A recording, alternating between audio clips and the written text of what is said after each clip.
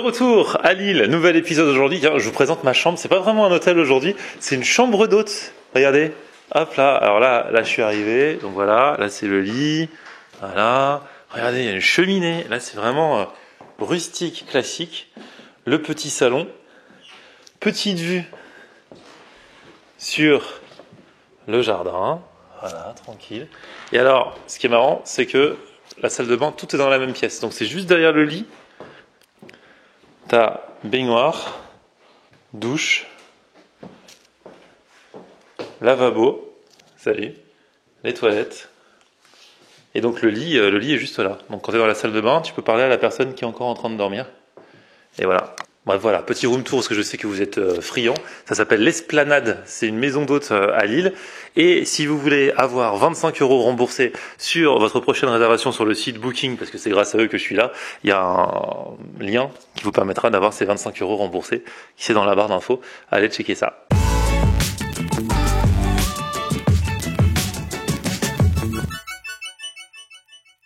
Salut tout le monde, bienvenue, nouveau vlog aujourd'hui, on est toujours donc à Lille, dans le nord, la nuit est tombée et je vais aller manger des spécialités du nord dans un estaminet. Estaminet c'est vraiment typique nord de la France, Belgique et tout ça. De base, un estaminet c'est un endroit où on buvait un coup, un café, ça faisait des pots de tabac, et il y avait aussi de jeux de société, on jouait, on passait le temps, il y avait des jeux en bois notamment.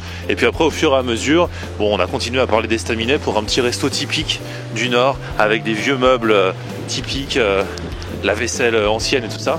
Et de nos jours, il y a beaucoup de restaurants qui se disent estaminet, même s'ils n'étaient pas là à l'époque. Voilà. Et il y a notamment beaucoup d'estaminets, on m'a dit à Lille, attrape touriste. On m'a dit vraiment pour les vrais estaminets, faut aller genre dans la Flandre, un peu dans la campagne, dans les petits villages et tout ça. Mais il y en a quand même des biens à Lille. Et heureusement, et aujourd'hui, je vais à l'estaminet lillois. C'est pas celui que j'avais prévu de base, mais ceux que j'ai prévus, ils cartonnent. C'est un groupe qu'on a plusieurs. Au Vieux de la Vieille, chez la Vieille et tout ça, c'est les noms.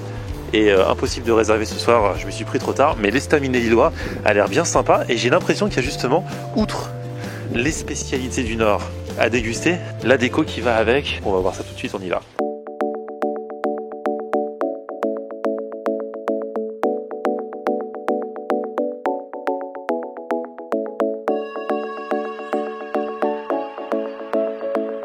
Alors, regardons un petit peu ce qu'il y a à la carte. Il y a vraiment tous les grands classiques du Nord en fait. Il y a la tarte au maroilles, le fameux fromage, qui sent très très fort. Mais moi je trouve ça trop bon. On en parlait dans la vidéo d'hier avec les abonnés lors de la dédicace. Je pense que je vais prendre ça. Sinon il y a aussi des croquettes de crevettes. Ils aiment bien ça aussi dans la région. La fameuse carbonade flamande, donc ça c'est un plat de viande, j'avais goûté en Belgique. Il y a du Welsh, le fameux Welsh, dont on parle beaucoup en ces derniers temps dans mes vidéos, c'est le hasard, mais voilà, de la Pomme a découvert il y a 15 jours, depuis il adore. Il a découvert quand on était à Strasbourg. Ils ont du poulet au maroilles. Là encore, on est toujours dans la thématique du maroilles. Normalement c'est gratiné avec ce fromage. Et ils ont le Poivötlech. J'arrive jamais à le dire, le Poivötlech. Alors ça c'est un plat assez particulier. J'en ai parlé hier avec des abonnés lors de la dédicace. Et en fait ça m'attire pas trop. Ça me fait flipper ce plat. Poivötlech, c'est un mélange de viande, c'est ça? Ouais, c'est 5 viandes blanches différentes dans de la gelée. Ouais, c'est ça. Dans de la gelée. Ouais. En fait le fait qu'il y ait le mélange de viande, ça me va. Mais dès qu'on m'a dit il y a de la gelée, là, j'ai fait non, c'est froid. Ouais. Un truc dans de la gelée est froid. Ouais. Non, mais ça se mange avec quoi? Des frites. Ah forcément. Ouais. Bon, les frites, forcément.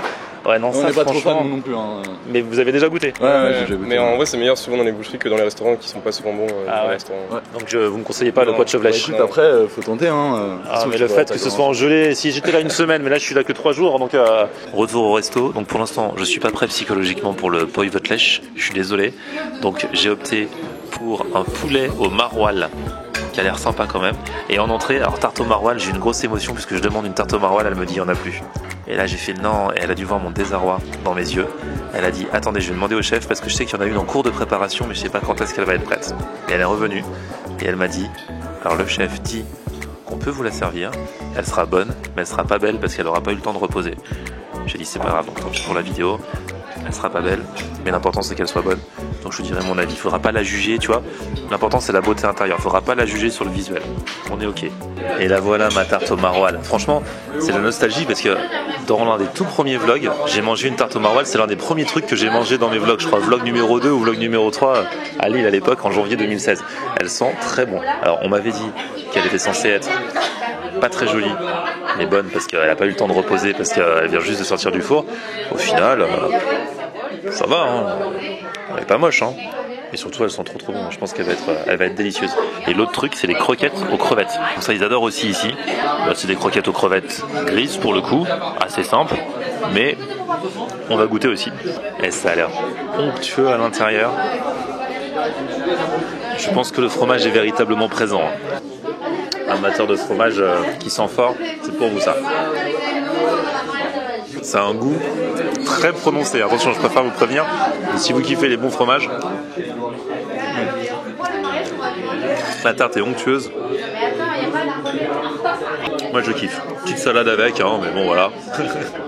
Ça va bien. Et là je vais goûter la croquette à la crevette. Ça rappelle un peu les croquetas là qu'on mange en Espagne notamment.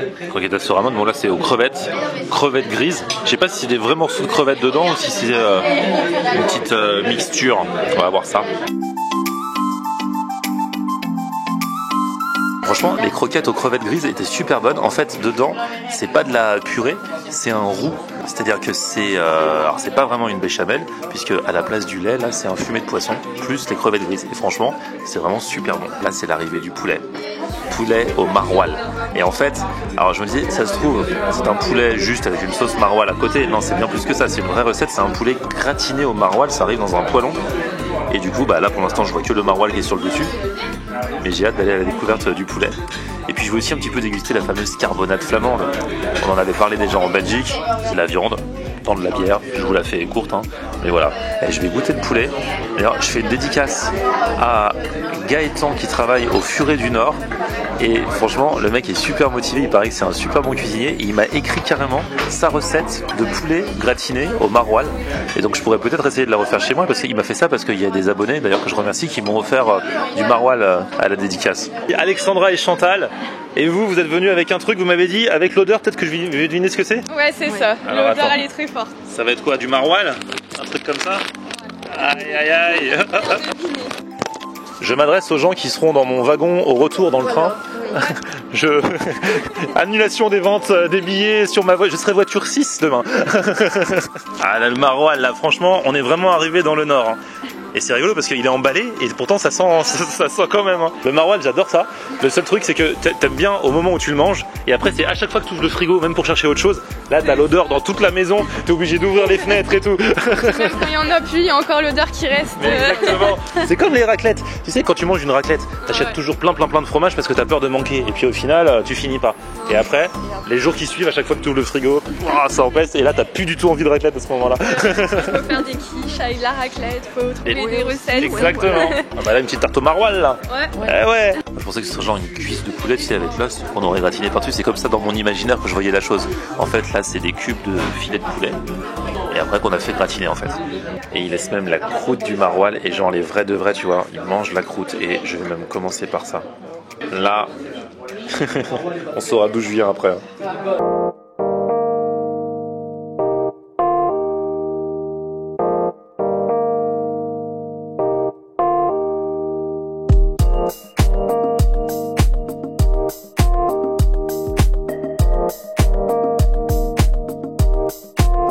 Taper un petit peu dans la carbonade là pour me rappeler le goût.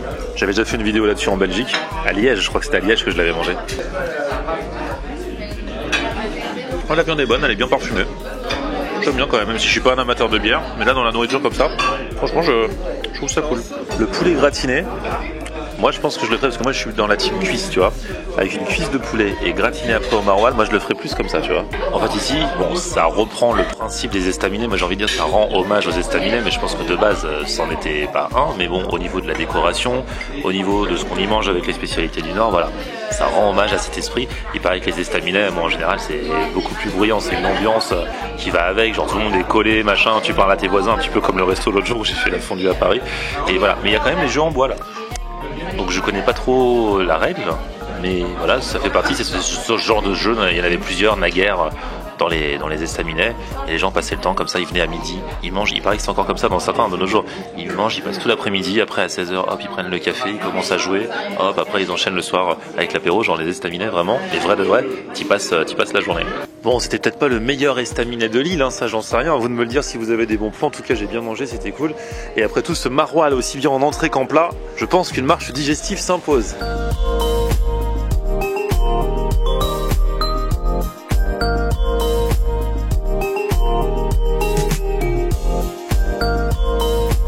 Et je profite de cette balade digestive pour vous remercier d'avoir regardé ce vlog aujourd'hui encore à Lille. On se retrouve très très vite. N'oubliez pas, ce samedi 15 décembre, je serai en dédicace à Vincennes dans le Val-de-Marne, dans le 94, à 2 pas du RER A, au magasin Mademoiselle Amande Vrac et Cuisine. Les infos sont dans la description, si vous voulez je vous dédicace le bouquin, juste faire un selfie, si vous voulez juste dire bonjour, ça fait toujours plaisir de vous rencontrer, je serai de 16h à 18h ce samedi 15 décembre, je vous attends, petit pouce vers le haut si vous avez kiffé la vidéo, abonnez-vous à la chaîne, on se retrouve sur mon Facebook, Florian Honner, et Twitter, Snapchat, Instagram, c'est aussi Florian Honner, à plus, ciao.